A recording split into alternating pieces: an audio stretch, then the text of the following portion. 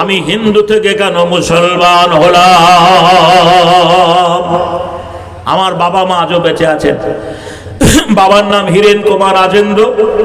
আমি বাবার একটাই ছেলে, আমার আর কোনো ভাই নেই।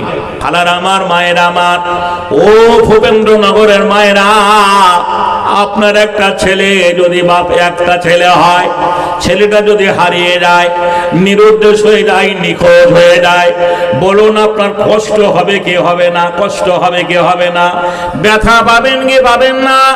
জীবনে যতদিন বেঁচে থাকবেন হারানো ছেলেটার বারবার কথা মনে পড়বে। আমি কোন মায়ের ছেলে, আজও আমার মা বেঁচে রয়েছে, আব্বা বেঁচে রয়েছে, তারা ভালোবেসে আমার নাম রেখেছিল শ্রী মিলন কুমার রাজেন্দ্র।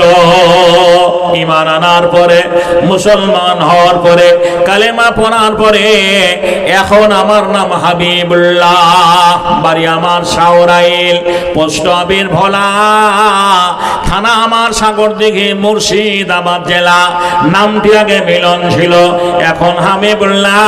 সকলকে জানিয়ে গেলাম, দেখবে খোদা তাআলা জাতিতে মোর হিন্দু ছিলাম, এখন মুসলমান। নামাজ পড়ে রোজা রেখে এনেছি মান।